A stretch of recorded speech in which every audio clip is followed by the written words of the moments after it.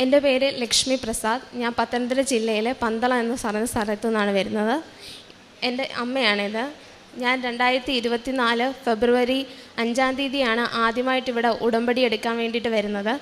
ഞാൻ 2023 ഓഗസ്റ്റിൽ MCA pass ഔട്ടായ വിദ്യാർത്ഥിയാണ്. അപ്പോൾ എനിക്ക് പ്ലേസ്മെൻറ്റ് സെൽ വഴി ഒരു നല്ലൊരു കമ്പനി ജോലി ലഭിച്ചതായിരുന്നു. പക്ഷേ 3 വർഷത്തെ ബോണ്ട് എനിക്ക് ആ കമ്പനിയിൽ ഉണ്ടായിരുന്നു. അപ്പോൾ ആ ബോണ്ട് കാരണം ഞാൻ ആ കമ്പനിയിൽ ജോയിൻ ചെയ്തില്ല.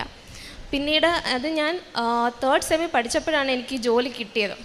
പിന്നെ ഞാൻ ഓഗസ്റ്റ് 2023 പാസ് ഔട്ട് ആവുകയും ചെയ്യും. അങ്ങനെ വന്നപ്പോൾ പല കമ്പനികളും ലേ ഓഫിൽ പോവുകയും പിന്നെ ഇൻ്റർവ്യൂകളൊന്നും പല വലിയ MNCകളൊന്നും നടത്താതിരുന്നു. ഹയറിംഗ് ഒക്കെ സ്റ്റോപ്പ് ചെയ്ത സമയമായിരുന്നു. അങ്ങനെ ഒരുപാട് വിഷമിച്ച് ഒരുപാട് അല്ലാതെ ഉള്ള സ്റ്റാർട്ടപ്പിലൊക്കെ പിന്നെ കൊടുക്കാൻ വേണ്ടിയിട്ട് തുടങ്ങും. അപ്പോൾ എനിക്ക് ഞാൻ MCA പഠിച്ചുകൊണ്ട് എനിക്ക് സോഫ്റ്റ്വെയർ എഞ്ചിനീയറിംഗ് ഫീൽഡിൽ തന്നെ ജോലി ചെയ്യണമെന്നായിരുന്നു എൻ്റെ ആഗ്രഹം. അപ്പം പലയിടത്തും അറ്റൻഡ് ചെയ്ത് ചിലപ്പോൾ റെസ്യൂമേ ഷോർട്ട് ലിസ്റ്റ് ആവും, ചിലപ്പോൾ ആവത്തില്ല. നമുക്കറിയാം സോഫ്റ്റ്വെയർ എഞ്ചിനീയറിംഗ് ഫീൽഡിലാണെങ്കിൽ ഒരു 4 റൗണ്ടെങ്കിലും മിനിമം കാണും ഒരു ഇൻ്റർവ്യൂ അറ്റൻഡ് ചെയ്യണമെങ്കിൽ. ഫസ്റ്റ് റെസ്യൂമേ ഷോർട്ട് ലിസ്റ്റ് ആവണം, പിന്നെ നമുക്ക് ആപ്റ്റിറ്റ്യൂഡ് റൗണ്ട് എന്ന് പറഞ്ഞൊരു റൗണ്ടുണ്ട്, ടെക്നിക്കലുണ്ട്, HR ഉണ്ട്, ചില കമ്പനിക്ക് ഗ്രൂപ്പ് ഡിസ്കഷൻ ഉണ്ട്. അപ്പോൾ ഇതെല്ലാം പാസ്സായാലേ നമുക്കൊരു കമ്പനി ജോലി കിട്ടത്തുള്ളൂ. അപ്പോൾ ചിലത് ടെക്നിക്കൽ വരെ പോവും, ചിലത് HR വരെ പോയിട്ടുണ്ട്, ചിലത് റെസ്യൂമേ ഷോർട്ട് ലിസ്റ്റ് ആവാതിരുന്നിട്ടുണ്ട്. അങ്ങനെ പല കമ്പനി എനിക്കൊന്ന് ഒരു 100-ൽ-അധികം കമ്പനിയിൽ ഞാൻ അപ്ലൈ ചെയ്തിട്ടുണ്ട്. അപ്പോൾ ഇങ്ങനെ ഇരിക്കാനും ഞാൻ എൻ്റെ സുഹൃത്താണെങ്കിൽ ഒരു കമ്പനിയിൽ ജോലി ചെയ്യുന്നുണ്ട്. അപ്പോൾ കരിയർ സൈറ്റ് വഴി നമ്മൾ അപ്ലൈ ചെയ്യുമ്പോൾ ഒന്നും വിളിക്കാറില്ല. അങ്ങനെ ഞാൻ റെഫറൽ പലരോട് ചോദിക്കാൻ വേണ്ടിയിട്ട് തുടങ്ങി. അങ്ങനെ എൻ്റെ സുഹൃത്ത് മുഖേന അവൾ വർക്ക് ചെയ്യുന്ന കമ്പനിയിൽ തന്നെ എൻ്റെ റെസ്യൂമേ കൊടുത്തു. അങ്ങനെ എനിക്ക് ഫസ്റ്റ് റൗണ്ട് ഇൻ്റർവ്യൂ ഷെഡ്യൂൾ ചെയ്തു. ആ ഇൻ്റർവ്യൂ ഷെഡ്യൂൾ ചെയ്ത് ഞാനത് അറ്റൻഡ് ചെയ്ത്, പക്ഷേ അൺഫോർച്യുനേറ്റ്ലി എനിക്ക് ആ ജോലി ലഭിച്ചില്ല. അങ്ങനെ എനിക്ക് ഒരുപാട് സങ്കടമായി. അത് വലിയൊരു എയർലൈൻസാണ്, ലോകപ്രശസ്തമായിട്ടൊരു എയർലൈൻസാണ്, ലോകത്ത് എവിടെ ചെന്നാലും അതറിയാം. അപ്പോൾ അങ്ങനെ ഒരു ഇടത്ത് ജോലി ചെയ്യണമെന്ന് എനിക്ക് അതിയായ ആഗ്രഹം ഉണ്ടായിരുന്നു. അങ്ങനെ എൻ്റെ അമ്മയുടെ സുഹൃത്ത് ഇവിടെ വന്ന് നേരത്തെ പലതവണ ഉടമ്പടി എടുത്തിട്ടുണ്ട്. അപ്പം എൻ്റെ അമ്മയോട് അവളോട് കൃപാസനത്തിൽ പോയി ഉടമ്പടി എടുക്ക്, അമ്മ മാതാവ് അത് സാധിച്ചു തരുമെന്ന് പറഞ്ഞു. അങ്ങനെ ആദ്യമായിട്ട് ഞാൻ 2024 ഫെബ്രുവരി 5-ാം തീയതിയാണ് ഞാൻ ഇവിടെ ഉടമ്പടി എടുക്കാൻ വന്നത്. അങ്ങനെ ഒരു 1.5 മാസം കഴിഞ്ഞപ്പം എനിക്ക് ആ സെയിം കമ്പനിയിൽ നിന്ന് തന്നെ ഇങ്ങോട്ട് എനിക്ക് മെയിൽ വന്നു. ഞാൻ റെസ്യൂമേ എൻ്റെ ഷോർട്ട് ലിസ്റ്റായി, ഫസ്റ്റ് റൗണ്ട് ഇൻ്റർവ്യൂ ഉണ്ടെന്ന് പറഞ്ഞു. അപ്പോൾ ഒരുപാട് സന്തോഷിച്ചു, കാരണം ഞാനിവിടെ വന്ന് ഉടമ്പടി എടുത്ത് അപ്പോൾ അമ്മ മാതാവ് എനിക്ക് സാധിച്ചു തരുമെന്നുള്ളൊരു വിശ്വാസം അപ്പോഴും എൻ്റെ മനസ്സിലുണ്ടായിരുന്നു. അങ്ങനെ ആ 2ാമത്തെ തവണയാണ് ആ ഇൻ്റർവ്യൂ വരുന്നത്. അങ്ങനെ ഇരിക്കെ ഇൻ്റർവ്യൂ നടക്കുന്നതിന് ഒരു 10 മിനിറ്റ് മുമ്പ് എനിക്ക് ആ കമ്പനിയിൽ നിന്ന് മെയിൽ വന്നു, എൻ്റെ ഇൻ്റർവ്യൂ ആണെങ്കിൽ ക്യാൻസലായെന്ന് പറഞ്ഞു. ഭയങ്കര സങ്കടമായി ആ സമയത്ത്. കാരണം ആഗ്രഹിച്ചതാണ്, അവിടെ ഒന്ന് പോയി 2ാമത്തെ തവണ വന്നതാണ്. അപ്പം ഞാൻ വിചാരിച്ച അമ്മ എനിക്കത് ഇങ്ങോട്ടേക്ക് ഞാൻ കൊടുത്തതല്ലേ, എന്നോട് ഇങ്ങോട്ടേക്ക് വന്നതാണ്, അപ്പം ഞാൻ വിചാരിച്ചത് കിട്ടുമെന്ന്. അങ്ങനെ എൻ്റെ സുഹൃത്തിനോട് ഞാൻ ഈ കാര്യം പറഞ്ഞപ്പോൾ അവൾ പറഞ്ഞ് ചിലപ്പോൾ അത് റീഷെഡ്യൂൾ ചെയ്ത് ഒന്നുകൂടെ ആ ഇൻ്റർവ്യൂ വരുമായിരിക്കും, അങ്ങനെ സാധാരണ അവർക്ക് എന്തെങ്കിലും മീറ്റിംഗ് കാരണമായിരിക്കും അന്ന് നടക്കാഞ്ഞെന്ന് പറഞ്ഞു. പക്ഷെ ഒരാഴ്ച കഴിഞ്ഞിട്ട് ഇതിനൊരു മറുപടി വരാതിരുന്നപ്പം ഞാൻ വീണ്ടും HR-ന് അങ്ങോട്ട് മെയിൽ അയക്കുകയും പിന്നെ ഇങ്ങോട്ട് റെസ്പോൺസ് ഒന്നും ഇല്ല. അങ്ങനെ 2 തവണ ആ കമ്പനി പരാജയപ്പെട്ടപ്പം ഞാൻ ഇനി കൊടുക്കുന്നില്ല എന്ന് വിചാരിച്ചു. ആ സമയത്ത് ഉടമ്പടി തുടർന്നുണ്ടായിരുന്നു. പക്ഷേ ഉടമ്പടി ആ സമയത്ത് ഉണ്ടായിരുന്നെങ്കിലും മനസ്സിന് ഭയങ്കര പ്രയാസമായിരുന്നു. ദൈവം അത്രയും ഞാൻ നല്ല രീതിയിൽ പ്രാർത്ഥിക്കാൻ തുടങ്ങി. കാരണം എന്ന് വെച്ചാൽ ഞാനൊരു ഹിന്ദുവാണ്, എനിക്ക് ജപമാല ചൊല്ലാൻ വേണ്ടിയിട്ട് അറിയില്ല. ഞാൻ വേറൊരാളോട് ചോദിച്ച് എങ്ങനെയാണ് ജപമാല ചൊല്ലുന്നതെന്ന് നോക്കി പഠിച്ച് പിന്നെ ബൈബിൾ ദിവസം രാവിലെയും വൈകിട്ടും വായിക്കാൻ തുടങ്ങി, ധ്യാനം കേൾക്കാൻ തുടങ്ങി, സാക്ഷ്യങ്ങൾ കേൾക്കാൻ തുടങ്ങി. ഞാൻ ആദ്യം തവണ ഇവിടെ വന്ന് ഇരുന്ന് ഉടമ്പടി എടുക്കാൻ ഫസ്റ്റ് തവണ ഇവിടെ ഇരുന്നപ്പം പലരും ഇങ്ങനെ സാക്ഷ്യങ്ങൾ പറഞ്ഞ് കണ്ടിട്ടുണ്ട്. പക്ഷെ ആ സമയത്ത് എനിക്ക് സാക്ഷ്യം പറയണമെന്ന് എനിക്ക് ആഗ്രഹമൊന്നും എൻ്റെ മനസ്സിൽ തോന്നിയിട്ടില്ല. പക്ഷേ എൻ്റെ അനുഭവങ്ങൾ എന്നെ മാതാവ് ചിലപ്പോൾ തോന്നിച്ചായിരിക്കും എന്നോട് ഇങ്ങോട്ട് പറഞ്ഞു, നീ അമ്മ മാതാവിനോട് പറയും, നീ ഈ അൾത്താരയിൽ വന്ന് സാക്ഷ്യം പറയുന്നത്. അങ്ങനെ അന്ന് മുതൽ ഞാൻ എൻ്റെ പ്രാർത്ഥനയിൽ പറഞ്ഞു ഞാൻ അങ്ങനെ അൾത്താരയിൽ വന്ന് സാക്ഷ്യം പറയാമെന്ന്. അങ്ങനെ 2ാമത്തെ തവണയും റിജക്ഷനാണ് ഉണ്ടായത്. പിന്നെ അതങ്ങ് വിട്ടു. 2-3 മാസം പിന്നെ ഇനി എൻ്റെ ആ ഫ്രണ്ടിനെ എന്നെ ഒരിക്കലും ആ കമ്പനിയിലേക്ക് റെഫർ ചെയ്യാൻ പറ്റത്തില്ല, കാരണം അവർ 2 തവണ റെസ്യൂമേ കൊടുത്തതാണ്. അപ്പോൾ ഇങ്ങനെ ഒരു ദിവസം ഞാൻ ലിങ്ക്ഡിനിലൂടെ ഇന്ന് രാവിലെ എണ്ണിക്കുക, ജോബ് സെർച്ച് ചെയ്യുക, ഇതാണ് പണി. അപ്പോൾ അവസാനം അമ്മ ഇത് കണ്ട് എന്നോട് പറഞ്ഞ് ഇനി നീ സോഫ്റ്റ്വെയർ എഞ്ചിനീയറിംഗ് ഫീൽഡിൽ ജോലി നോക്കണ്ട, വേറെ ഏതെങ്കിലും ഫീൽഡിൽ കിട്ടുന്ന എന്തുവാണെന്നോ അതിന് പോകാമെന്ന് പറഞ്ഞു. അപ്പോൾ എനിക്ക് പക്ഷെ അതിനൊരു താല്പര്യം. അപ്പോഴും ഞാൻ അമ്മയോട് പറഞ്ഞു, അമ്മേ, അമ്മ മാതാവിനോട് നമ്മൾ പ്രാർത്ഥിച്ചിട്ടില്ലേ, എന്തെങ്കിലും അമ്മ മാതാവ് അത് സാധിച്ചു തരുമെന്ന് എൻ്റെ മനസ്സിൽ ആരോ പറയുന്നുണ്ട്. അങ്ങനെ ഒരു തവണ ഞാൻ ഈ ഉടമ്പടി എടുത്തതിന് ശേഷം ഞാൻ ഉറക്കത്തിൽ മാതാവിനെ ഇങ്ങനെ മേഘങ്ങളിലിടയിൽ കണ്ട്. അന്ന് തന്നെ രാവിലെ ഞാൻ എണീച്ച് അമ്മയോട് അത് ഈശോയും മാതാവും കൂടെ ഒരുമിച്ചാണ് ഞാൻ കണ്ടത്. അപ്പോൾ ഞാൻ അമ്മയോട് പറഞ്ഞപ്പോൾ അമ്മ പറഞ്ഞു, അമ്മ എന്തായാലും അത്ഭുതങ്ങൾ പ്രവർത്തിക്കുമെന്ന് പറഞ്ഞു. അപ്പം പിന്നെയും 2.5 മാസമായി ഞാൻ ലിങ്ക്ഡിനിലൂടെ ഇങ്ങനെ നോക്കിയപ്പം ആ സെയിം കമ്പനിയിൽ തന്നെ എൻ്റെ ജൂനിയറായിട്ട് പഠിച്ച ഒരു കുട്ടിയുടെ പ്രൊഫൈൽ ഞാൻ കണ്ടു. അപ്പോൾ എനിക്ക് ആ കുട്ടിയെ ഇതിനു മുമ്പ് ഒരു പരിചയം പോലും ഇല്ല, ഞാൻ അതിനോട് മിണ്ടിയിട്ടില്ല, അതിൻ്റെ ക്യാരക്ടർ എങ്ങനെയാണെന്നോ എനിക്കൊന്നും അറിയത്തില്ല. ഞാൻ രണ്ടും കൽപ്പിച്ച് എന്തായാലും അതിന് ലിങ്ക്ഡിൻ വഴി മെസ്സേജ് അയച്ചിട്ട് ഞാൻ പറഞ്ഞു, എൻ്റെ പേര് ഇങ്ങനെ, ഞാൻ ഇവിടെ അമൃതയിലാണ് പഠിച്ചത്, അപ്പോൾ ഞാൻ അവിടെയാണ് പഠിച്ചത്, അപ്പോൾ എന്നെ ഒന്ന് റെഫർ ചെയ്യാമോ എന്ന് ചോദിച്ചു. അപ്പോൾ അത് പറഞ്ഞു, ചേച്ചി ഞാൻ HR-നോട് ചോദിക്കട്ടെ, എന്തെങ്കിലും ഒരു ഓപ്പണിംഗ് ഉണ്ടെങ്കിൽ മാത്രമേ നമ്മൾ റെഫറൽ ചെയ്യാൻ പറ്റത്തുള്ളൂ. അപ്പം ആ സമയത്ത് അത് പ്രൊബിഷൻ പീരീഡുകളാണ്, അപ്പോൾ അതിനൊരിക്കലും എന്നെ റെഫർ ചെയ്യാൻ പറ്റത്തില്ല, വേറൊരാളുടെ സഹായം ഉണ്ടായാലും അതിനെ റെഫർ ചെയ്യും. അങ്ങനെ അതിന് സീനിയറായിട്ടുള്ള ആടയിൽ എൻ്റെ റെസ്യൂമേ കൊടുത്തു. പക്ഷെ അവിടെ ഓപ്പണിംഗ് ഇല്ലായിരുന്നു. ഒരു 2 ആഴ്ചയ്ക്ക് ശേഷം അത് എനിക്ക് ഇങ്ങോട്ട് മെസ്സേജ് അയച്ചു. കാരണം എന്നെ ഇതിനു മുമ്പ് ഒരു പരിചയം ഇല്ലാത്തൊരു കുട്ടിയാണ്, പക്ഷെ അത് എനിക്ക് വേണ്ടിയിട്ട് ഇങ്ങോട്ട് മെസ്സേജ് അയച്ചിട്ട് എന്നോട് പറഞ്ഞ്, ചേച്ചി ഇങ്ങനെ ഓപ്പണിംഗ് ഉണ്ട്, പെട്ടെന്ന് തന്നെ ചേച്ചിയുടെ റെസ്യൂമേ അയക്കും, ഞാൻ കൊടുക്കാമെന്ന് പറഞ്ഞു. ആ കുട്ടിയെ ശരിക്കും അമ്മ മാതാവ് കൊണ്ടു തന്നാണ് ഞാൻ ഇപ്പോഴും വിശ്വസിക്കുന്നത്. കാരണം ഞാൻ ഇപ്പോഴാണെങ്കിൽ അതിനോട് കാര്യം പറയുമ്പോൾ അതിന് ദേവചിന്തയുള്ളൊരു കുട്ടിയാണ്. അപ്പോൾ എനിക്കത് ഒരുപാട് സന്തോഷമായി. ഇത് എനിക്ക് അമ്മ മാതാവ് തന്നെയാണ് ആ കുട്ടി എന്നെ പരിചയപ്പെടുത്താൻ ഇടയായത്. അങ്ങനെ അത് കൊടുക്കുകയും അങ്ങനെ ഒരാഴ്ചയ്ക്ക് ശേഷം എനിക്ക് അവിടുന്ന് എൻ്റെ റെസ്യൂമെ ഷോർട്ട് ലിസ്റ്റായി first round of interview schedule ചെയ്തു. ആ സമയത്ത് ഞാനിങ്ങനെ സാക്ഷ്യങ്ങൾ കേട്ടപ്പോൾ കണ്ടു എല്ലാവരും തൈലവും ഒക്കെ പുരട്ടിയാണ്, പിന്നെ ഉപ്പ് കഴിച്ചു ഒക്കെയാണ് ഇൻ്റർവ്യൂ അറ്റൻഡ് ചെയ്യുന്നതൊക്കെ. ഞാനും അതുപോലെ തന്നെ കാശുരൂപം എനിക്ക് ഒരു മാല ഉണ്ടായിരുന്നു, അതിൽ കൊടുത്തിട്ടിട്ട് ഞാൻ അതും പിടിച്ച്, പിന്നെ എൻ്റെ ലാപ്ടോപ്പിൽ തൈലവും പുരട്ടി ഉപ്പും കഴിച്ചിട്ടാണ് ഞാൻ ഇൻ്റർവ്യൂ ചെയ്യുന്നത്. ഈ കമ്പനിക്കാണെങ്കിൽ 3 റൗണ്ടാണ് ഉള്ളത്, ഒന്ന് റെസ്യൂമെ ഷോർട്ട് ലിസ്റ്റിംഗ്, ഒന്ന് ടെക്നിക്കൽ, ഒന്ന് HR. അപ്പോൾ റെസ്യൂമെ ഞാൻ ഷോർട്ട് ലിസ്റ്റായി. രണ്ടാമത് ടെക്നിക്കൽ റൗണ്ടിലും എനിക്ക് നല്ലപോലെ പെർഫോം ചെയ്യാൻ വേണ്ടി പറ്റി. അങ്ങനെ ഒരാഴ്ചയ്ക്ക് ശേഷം ഞാൻ അത് പാസ്സായെന്ന് പറഞ്ഞ് എനിക്ക് കൺഗ്രാറ്റുലേഷൻ മെയിൽ വരികയും രണ്ടാമത്തെ ഇൻ്റർവ്യൂ ഷെഡ്യൂൾ ചെയ്യുകയും ചെയ്തു. അത് ഒരാഴ്ചയ്ക്ക് ശേഷം നടന്നു. പക്ഷേ അത് ഈ പറഞ്ഞ പോലെ അന്ന് നമ്മൾ ഇൻ്റർവ്യൂ അറ്റൻഡ് ചെയ്യുന്ന ഒരു 10 മിനിറ്റ് മുമ്പ് അത് വീണ്ടും റിജക്റ്റ് ആയെന്ന് പറയും. അപ്പോഴും എനിക്ക് ടെൻഷനാണ്. ആദ്യം ഒരു തവണ അങ്ങനെ റിജക്റ്റ് ആയപ്പോൾ പിന്നീട് അവരത് നടത്തിയില്ല. അപ്പോൾ പിന്നെയും എനിക്ക് അതാണ് ഭയം, അയ്യോ ഇനിയും അങ്ങനെ ആയിരിക്കുമോ നടക്കുന്നത് എന്നുള്ളൊരു ടെൻഷന്. പക്ഷേ ഒരു 10 മിനിറ്റിന് ശേഷം എനിക്ക് അവിടുന്ന് മെയിൽ വന്നു, അടുത്ത ദിവസത്തേക്ക് റീഷെഡ്യൂൾ ചെയ്യുന്നു. അങ്ങനെ അടുത്ത ദിവസം ഞാനത് അറ്റൻഡ് ചെയ്തു. അങ്ങനെ മൂന്നാമത് 1 പരാജയപ്പെട്ടു, 2 പരാജയപ്പെട്ടു, മൂന്നാമത്തെ തവണ ആ കമ്പനിയുടെ 3 റൗണ്ട് ഞാൻ കംപ്ലീറ്റ് ചെയ്തു. അത് ഒക്ടോബർ 31 ഞാൻ ആ 3 റൗണ്ടും കംപ്ലീറ്റ് ചെയ്തത്. പിന്നെ നവംബർ ആയപ്പോൾ ഒരു വിവരം ഇല്ല. അപ്പം ഞാൻ അമ്മയോട് പറഞ്ഞു, അമ്മേ അനക്കമൊന്നുമില്ല, HR-നൊരു മെയിൽ അയക്കാം. അങ്ങനെ HR-ന് വീണ്ടും മെയിൽ അയച്ച്, അപ്പോൾ അപ്ഡേറ്റ്സ് ഒന്നും ഇല്ലെന്നാണ് സാറ് പറഞ്ഞത്. പിന്നെ ഞാൻ ഡിസംബർ 12 ഒന്നുകൂടെ മെയിൽ അയച്ചിട്ട് ചോദിച്ചു, സാർ ഇതിൻ്റെ അപ്ഡേറ്റ്സ് എന്താണെന്ന് ചോദിച്ചപ്പോൾ പറഞ്ഞു, ഓൾറെഡി എല്ലാ പൊസിഷനും ഫീൽഡായി, യു ആർ റിജക്റ്റഡ് എന്ന് പറഞ്ഞു. അപ്പോൾ ഭയങ്കര സങ്കടമായി. കാരണം എന്ന് പറഞ്ഞാൽ എല്ലാവരും പറയും 1 പഠിച്ച് 3 എന്നാണെന്ന്. പക്ഷേ എൻ്റെ ഈ കേസിൽ ആ 3 എനിക്ക് ശരിയായില്ല എന്നുള്ളൊരു തോന്നലായിരുന്നു എൻ്റെ മനസ്സിൽ. ഒരുപാട് സങ്കടമായി.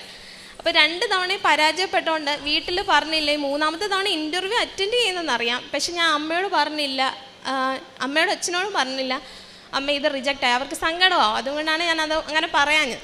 എനിക്കൊരു ടിങ് ബ്രദറാണുള്ളത്. ഞാൻ അവനോട് പറഞ്ഞു, എടാ ഞാൻ റിജക്റ്റ് ആയെന്ന് പറഞ്ഞു. അപ്പോൾ അവൻ പറഞ്ഞു, സാരമില്ല, നിനക്ക് എന്തെങ്കിലും ദൈവം നല്ലത് കൊണ്ട് തരും, നീ ആഗ്രഹിച്ച പോലെ തന്നെ തരുമെന്ന് പറഞ്ഞു. അങ്ങനെ അതങ്ങ് പോയി. അപ്പോൾ അത് കഴിഞ്ഞപ്പോൾ എൻ്റെ മനസ്സിലാരും എന്നോട് പറഞ്ഞു, നീ വന്ന് ഒന്നും കൂടെ ഉടമ്പടി നിൻ്റെ ഒന്ന് പുതുക്കാൻ പറഞ്ഞു. അങ്ങനെയാണ് ഞാൻ ആദ്യമായിട്ട് എൻ്റെ 1ാമത്തെ ഉടമ്പടി പുതുക്കാൻ വേണ്ടിയിട്ട് വരുന്നത്. അപ്പം ഡിസംബർ 18 ഞാനിവിടെ വന്ന് 1ാമത്തെ ഉടമ്പടി പുതുക്കി. ആ സമയത്ത് ഇവിടെ എനിക്ക് മാതാവിനെ പിടിക്കാനോ അല്ലെങ്കിൽ മുത്തുക്കുട പിടിക്കാനോ ഉള്ള അവസരമൊന്നും കിട്ടിയില്ല. അപ്പോൾ ഒരുപാട് സങ്കടമായി. മാതാവ് ചിലപ്പോൾ എന്നെ തള്ളിക്കളഞ്ഞതായിരിക്കുമെന്ന് ഞാൻ അപ്പോഴും പ്രതീക്ഷിക്കുന്നത്. പലരും ഒരുപാട് പേര് ഞാൻ വലിയൊരു കോളേജിൽ പഠിച്ചുകൊണ്ട് എല്ലാവരും ഭയങ്കരമായിട്ട് കളിയാക്കും. എവിടെ ചെന്നാലും നമ്മുടെ ഒരു സുഖവിവരമല്ല ആദ്യം ചോദിക്കുന്നത് ജോലി ആയില്ലേ, ഇത്രയും പഠിച്ചിട്ട് ഇത്രയും വലിയ കോളേജിൽ പഠിച്ചിട്ട് ജോലി കിട്ടാത്ത എന്താണെന്ന് ആദ്യം ചോദിക്കുന്നത്. അപ്പോഴും അതെല്ലാം എങ്ങനെയൊക്കെയോ ദൈവത്തിൻ്റെ ഒരു ഇതുകൊണ്ട് അങ്ങനെ എങ്ങനെയൊക്കെയോ നടന്നുപോയി. അങ്ങനെ ഞാൻ ഇവിടെ വന്ന് ഉടമ്പടി പുതുക്കി കഴിഞ്ഞപ്പോൾ ഞാൻ ഇവിടെ നിന്ന് എടുത്തൊരു തീരുമാനമായിരുന്നു, രാവിലെയും വൈകിട്ടും കൃത്യമായിട്ട് ഞാൻ പ്രാർത്ഥന ചൊല്ലുകയും ധ്യാനം, ചൊവ്വാഴ്ച ദിവസത്തിലെ ധ്യാനം എന്തൊക്കെ തിരക്കുണ്ടെങ്കിലും ഞാൻ 11:30 ഒക്കെ ആകുമ്പോൾ സ്റ്റാർട്ട് ചെയ്യുന്നു. 1:30 വരെ ഞാനത് കേൾക്കും. ആരും എൻ്റെ കൂടെ ഇല്ലെങ്കിലും ഞാൻ കഴിവതും അമ്മ എൻ്റെ കൂടെ കാണും. വീട്ടിൽ ഞാനും അമ്മയും മാത്രമേ ഉള്ളൂ. ഞാൻ തന്നെ കേൾക്കാനും ധ്യാനങ്ങൾ കേൾക്കാനും പിന്നെ അതുപോലെ തന്നെ സാക്ഷ്യങ്ങൾ കേൾക്കാനും മാക്സിമം ശ്രമിച്ചിട്ടുണ്ട്. അപ്പം ഉടമ്പടി ഒന്നും മുടക്കാതെ, അതായത് തൈലോ എല്ലാം പുരട്ടിക്കൊണ്ട് എല്ലാം ചെയ്യുന്നത് അങ്ങനെ തന്നെ. ദൈവവിചാരത്തിൽ ഒരുപാട് ഞാൻ മാറി. കാരണം എന്ന് വെച്ചാൽ ബൈബിൾ ചൊല്ലാൻ തുടങ്ങി. എപ്പോഴും ദൈവം എന്നുള്ളൊരു വിചാരമാണ് എപ്പോഴും മനസ്സിലുള്ളത്. നന്മകൾ ചെയ്യാൻ തുടങ്ങി, ബാക്കിയുള്ളവർക്ക് സഹായങ്ങൾ ചെയ്യാൻ തുടങ്ങി.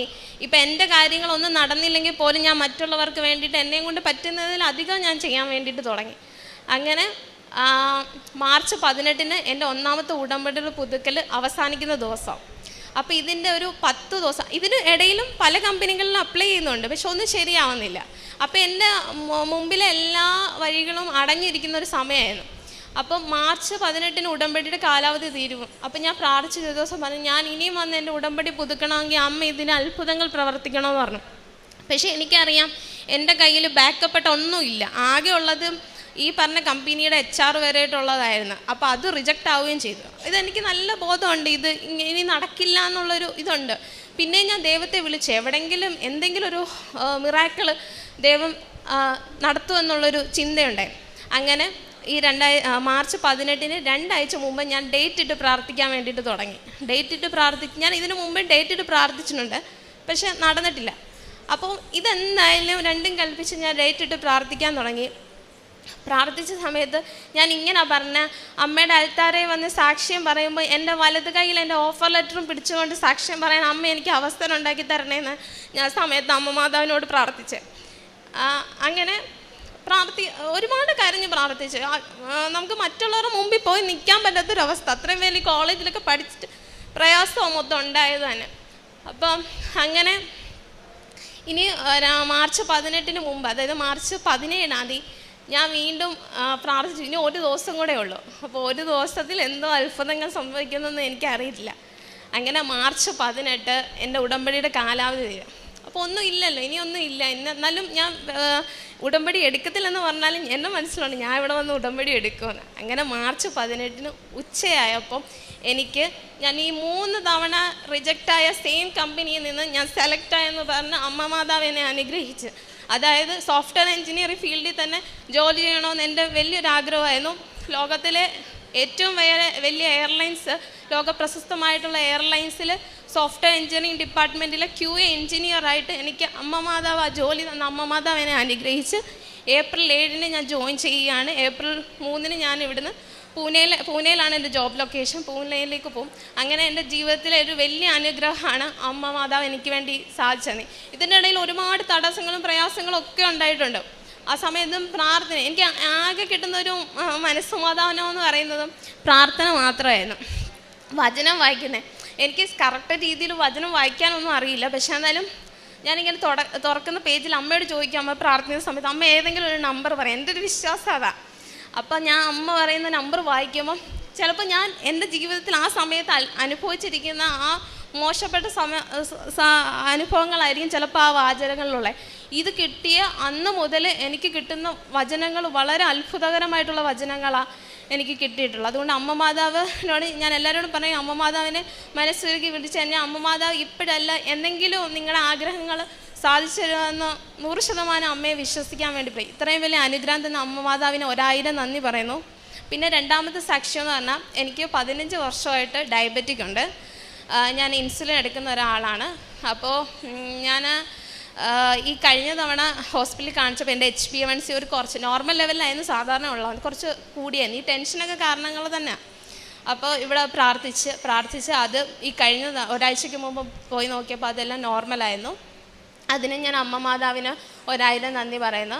മൂന്നാമത്തെ നിയോഗം എന്ന് പറഞ്ഞാൽ, ഞങ്ങൾ ടിങ്സാണ്. എനിക്കൊരു ടിങ് ബ്രദർ കൂടെ ഉണ്ട്. അവന് ജോലിക്ക് കിട്ടാൻ വേണ്ടിയിട്ട്, അവൻ BBA പഠിച്ചതായിരുന്നു. ജോലിക്ക് കിട്ടാൻ വേണ്ടി ഒരുപാട് ബുദ്ധിമുട്ടായിരുന്നു. കഴിഞ്ഞ വർഷം മെയിൽ അവന് ദുബായിൽ പോയി അവനും അവിടെ നല്ല കമ്പനിയിൽ നല്ലൊരു പൊസിഷനിൽ ജോലി കൊടുത്ത അമ്മ മാതാവ് അനുഗ്രഹിച്ചു. ഇത്രയും അനുഗ്രഹങ്ങൾ തന്ന അമ്മ മാതാവിന് 1000 നന്ദി പറയുന്നു. കാരുണ്യ പ്രവർത്തനമായിട്ട് ഞാൻ പത്രം വിതരണം ചെയ്യുമായിരുന്നു. പിന്നെ അത് കഴിഞ്ഞിട്ട് പാവപ്പെട്ടവരെ സഹായിക്കുമായിരുന്നു. എന്നെയും കൊണ്ട് പറ്റുന്ന രീതിയിൽ അവരെ ഞാൻ സഹായിക്കും. പിന്നെ ഹോസ്പിറ്റലുകളിൽ പൊതിച്ചോറ് അത് നമ്മൾ കൊടുത്തു വിടും. കുട്ടികൾ വരും, അവരുടെ കൊടുത്തു വിട്ട് അങ്ങനെ ചെയ്യും. പിന്നെ ഞാൻ ദിവസവും തൈലം പുരട്ടാൻ തുടങ്ങി. പിന്നെ ധ്യാനം കേൾക്കാം, ചൊവ്വാഴ്ച ദിവസത്തിലെ ധ്യാനം. ഈ കഴിഞ്ഞ മാസം എനിക്ക് തോന്നുന്നു 4 ആഴ്ചത്തെ ധ്യാനവും മുടങ്ങാതെ ഞാൻ കേട്ടായിരുന്നു അത്. പിന്നെ സാക്ഷ്യങ്ങൾ കേൾക്കാൻ തുടങ്ങി, ബൈബിൾ വായിക്കാൻ തുടങ്ങി. എൻ്റെ ഇതുവരെ, അതായത് 1.5 വർഷത്തിന് മുമ്പ് ഉള്ളൊരു ഞാനല്ല ഇപ്പോഴത്തെ ഞാൻ. എനിക്ക് ഒരുപാട് ദൈവത്തിൽ വിശ്വാസം കൂടുതൽ വരാൻ വേണ്ടി ഇടയായി. വെളിപ്പാടിൻ്റെ പുസ്തകം 12-ാം അധ്യായത്തിൽ 1-ാം തിരുവചനം അരുളി ചെയ്യുന്നു, സ്വർഗത്തിൽ വലിയൊരു അടയാളം കാണപ്പെട്ടു. സൂര്യനെ ഉടയാടിയാക്കിയ ഒരു സ്ത്രീ, അവളുടെ പാദങ്ങൾക്കടിയിൽ ചന്ദ്രൻ, ശിരസിൽ 12 നക്ഷത്രങ്ങൾ കൊണ്ടുള്ള കിരീടം. താൻ ഉടമ്പടിയെടുത്ത് ലക്ഷ്മി പ്രസാദ് PS എന്ന ഈ മകള് ഒരു സോഫ്റ്റ്വെയർ എഞ്ചിനീയറാണ്. തൻ്റെ പഠനത്തിന് ശേഷം തനിക്ക് ക്യാമ്പസ് സെലക്ഷനിൽ ഒരു ജോലി ലഭിക്കുന്നുണ്ട്. പക്ഷേ ആ ജോലിയിൽ ബുദ്ധിമുട്ടുകളൊക്കെ ഈ മകൾക്ക്, അതായത് അതിന് പോകാനുള്ള സാധ്യതകൾ കുറവായിരുന്നു. അപ്പോഴത് പോയില്ല. പിന്നീട് തനിക്ക് ജോലി ലഭിക്കും എന്നുള്ള ആ ഒരു പൂർണ്ണ ബോധ്യത്തിൽ, വിശ്വാസത്തിൽ അങ്ങനെ മുമ്പോട്ട് പോകുന്നു. വർഷങ്ങൾ കഴിഞ്ഞു. 1.5 വർഷത്തോളമായി തനിക്ക് ജോലിയില്ല. തൻ്റെ കൂടെയുള്ളവരൊക്കെ ജോലിക്കാരായി പല വഴിക്ക് അവർ പോകുന്നുണ്ട്. തനിക്ക് പരിഹാസങ്ങളും ഒറ്റപ്പെടുത്തലും കുറ്റപ്പെടുത്തലുകളും ഒക്കെ ആകുമ്പോൾ തന്നിലേക്ക് തന്നെ ഒതുങ്ങിയ ആ ഒരു ജീവിതത്തിൽ ഇവിടെ വന്ന് ഉടമ്പടി എടുക്കാനിടയായ സാഹചര്യം അതാണെന്നും, ഉടമ്പടി എടുത്തതിന് ശേഷം പിന്നീടും തനിക്ക് ഒരു 100 കമ്പനികളിലേക്കെങ്കിലും താൻ അപ്ലൈ ചെയ്തു എന്നാണ് പറയുക. 100 ആപ്ലിക്കേഷൻസ് ഈ മകള് സെൻഡ് ചെയ്തു എന്നാണ് പറയുന്നത്. അങ്ങനെ തൻ്റെ ജീവിതത്തിൽ പ്രത്യാശയ്ക്ക് ഇടയില്ല എന്ന് തനിക്ക് അനുഭവപ്പെടുന്ന പല സന്ദർഭങ്ങളുണ്ടായി. എങ്കിലും ഉടമ്പടി ജീവിതത്തിൽ മുമ്പോട്ട് പോയി. ഒത്തിരിയേറെ മനസ്സിനൊക്കെ വിഷമം തോന്നി എന്ന് പറയുന്നുണ്ട്. തിരുവചനത്തിലൂടെ തനിക്ക് കിട്ടിയ പ്രത്യാശയെക്കുറിച്ച് പിന്നീട് ഈ മകൾ പറയുന്നു. അങ്ങനെ തനിക്കൊരു ഹോപ്പായിട്ട് ഒരു കമ്പനിയുടെ, അതും ലോകത്തിലെ തന്നെ ഏറ്റവും വലിയ ഒരു കമ്പനിയുടെ തന്നെ ഒരു ഓഫർ, ജോബിനെക്കുറിച്ചുള്ള ഇൻ്റർവ്യൂ കോള് വരുന്നു. പക്ഷേ അതും എത്ര പ്രാവശ്യം, 3 പ്രാവശ്യം റിജക്റ്റായി. 3 പ്രാവശ്യം റിജക്റ്റായതിൻ്റെ ഇടയിലൊക്കെ ഈ മകൾ അനുഭവിച്ച മാനസിക സംഘടനകൾ പത്രോസ്ലീഹായുടെ ലേഖനം 1-ാം ലേഖനത്തിൽ 7-ാം തിരുവചനം അരുളി ചെയ്യുന്നുണ്ട്. അഗ്നിശോധനയെ അതിജീവിക്കുന്ന നശ്വരമായ സ്വർണത്തേക്കാൾ വിലയേറിയതായിരിക്കും പരീക്ഷകളെ അതിജീവിക്കുന്ന നിങ്ങളുടെ വിശ്വാസം. അത് ഈ മകള് കാത്തു സൂക്ഷിക്കുകയാണ്. താൻ തിരുവചന വായനയിലൂടെയും അതുപോലെ ബഹുമാനപ്പെട്ട VP ജോസഫ് അച്ഛൻ്റെ ഉടമ്പടി ആരാധന, ഡെയിലി ബ്രെഡ് പ്രെയർ, ഇതിലൂടെയൊക്കെ തനിക്ക് ശക്തി ലഭിച്ചു. താൻ സാക്ഷ്യം പറയാമെന്ന്, ഇവിടെ ഇരുന്ന് പലപ്പോഴും സാക്ഷ്യം കേട്ടിട്ട് പോകുന്നു, സാക്ഷ്യം പറയാമെന്നൊക്കെ പറഞ്ഞ് തൻ്റെ ജീവിതത്തിൽ കുറച്ചുകൂടി ബോധ്യമുള്ള മകളായിട്ട് ദൈവസന്നിധിയിലേക്ക് കടന്നു വരുന്നു.